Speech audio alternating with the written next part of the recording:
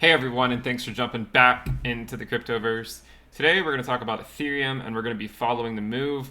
A lot of people who are holding Ethereum are, wondering when this move is going to come. So we're going to talk about it.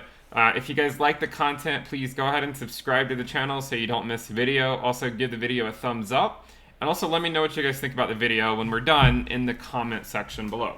So let's go ahead and jump in. So we've been talking about Ethereum for a while. If you follow the type of analysis that I do, you know that we have this regression band that we try to use as our base support region. I recently put it into TradingView so that I could show you guys more easily just on TradingView, which a lot of you guys are more familiar with anyways. So here it is, and the idea is to, when we're in these accumulation regions, that this is the time to be accumulating Ethereum. Now, is this regression band, does it have the final say? No, it does not. We could, of course, go below the band. You can see we even popped down below it back during the sell-off in March of 2020. But this was just one of those short capitulations, and we came right back up to the fair valuation. Now, for those of you who are wondering, what is the fair valuation according to this band? Well, you can see it right here. It is $229. And the lower bound that I have on this band is around $162, and the upper bound is $325. So what it suggests is that if Ethereum were to go, say, above 325, we're starting to really enter, speculative bubble territory. This is the general idea. Now, I did an update on Ethereum a few days ago. One of the things I did not talk about, because the video was already getting kind of long, but one of the things we have been following for a while is that 20-month moving average. So this moving average that you can see here, that we held support on it right here in this region. We held support right here, okay? And then once we broke it, we had not revisited it until the last few months. And you can see, if we zoom in again, you can see that a lot of these candle wicks came straight up to that 20-month moving average. Again, it used to be a ratio of 0.02886, 0.02738, and so on and so forth. And you can see now we are starting to break through. Hopefully we can hold this and really start to see a nice move above the 20-month moving average, because it does seem like this was kind of where our local top was in the short term. And note, of course, that this is with respect to Bitcoin. So we're looking at a ratio of 0.02625 is where we currently are. And the ratio that we wanted to break was around 0.0255 or so. So we're currently above that. In terms of is Ethereum going to move? Well, as long as Bitcoin, I've always been bullish on Ethereum. After Bitcoin, it is my largest holding after Bitcoin.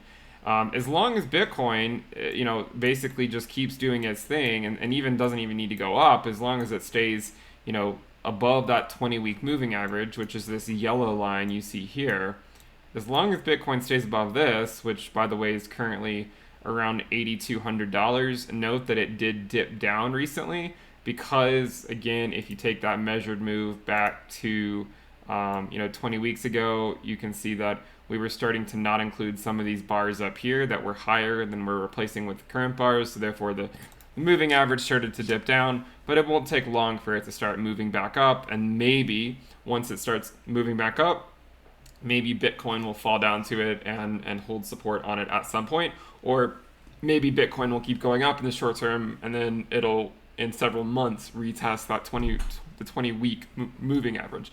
And we know that whenever Bitcoin is above the 20-week, this is Ethereum's time to shine. This is Ether. This is when Ether does its best work.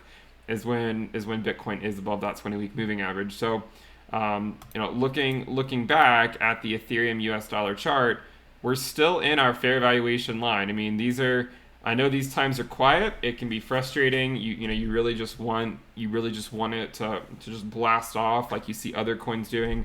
We're following other coins on the channel like Cardano. You want to see it do something like this, or in like with Chainlink, you want to see it go up.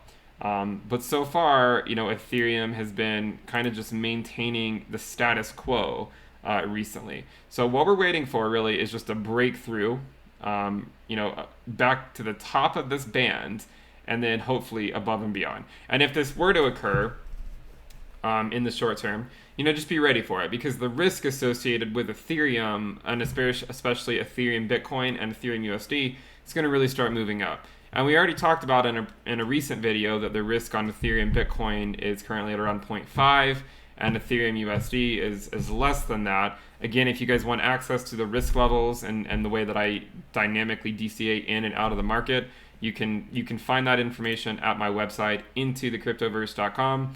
I provide a whole host of information. You get weekly reports, weekly premium videos. I actually just put out 2 premium videos this week, because I just thought the markets are moving so much, so I made a 30-minute video and put that out today, which you would get if you do sign up. And you'll also get access to like 13, 14 other reports, as well as some videos, like 10 videos or something. So please do check it out. You can read some of the reviews on the website, and you can see about some of the stuff that we have. And if you want to pay with cryptocurrency, which a lot of people like to do, then you can actually get a discount for paying for 6 or 12 month subscription. So please check that out. You get a weekly report, a weekly premium video, and access to the Google Sheets risk dashboard, which you can access the live risk levels of Ethereum Bitcoin and Ethereum USD. So if we look back over here, the key levels that we want Bitcoin to hold are just staying above. Hopefully staying above the 50-week moving average too, which is a few $100s higher. But as long as Bitcoin just keeps the status quo, then I would expect to start seeing a move from Ethereum in the short term. If you see Bitcoin immediately drop down, then it's going to be a lot of these coins that are up significantly are going to have some answering to do in a sense. So again, you never chase pumps. This is not financial advice, but chasing pumps on other coins usually does not work out. You can see profits in the short term, but if you just continue to do it, you're likely going to get burned. This is why I say, get your positions in your portfolio and let those moves, come to you in a sense, and then just be ready for that move when it comes and take advantage of it. We're likely going to see several mini bubbles like we did in 2019. We're likely going to see a few of them over the course of the next 3 years. So just be ready for them, and I think if you're ready for them, you can increase your position and take those profits and just continue on your merry way. Reduce your weighted risk and continue to accumulate Ethereum and what other coins you like to accumulate. So I hope you guys enjoyed the video. I just wanted to alert you guys that the risk band, I put it into TradingView. I haven't published it yet.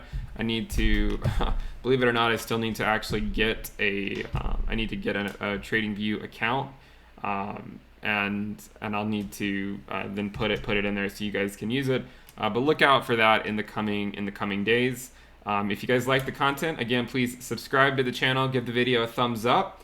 Check out the Telegram channel in the description below, and also check out the premium list if you want access to the exclusive content that I publish weekly and sometimes more than once a week.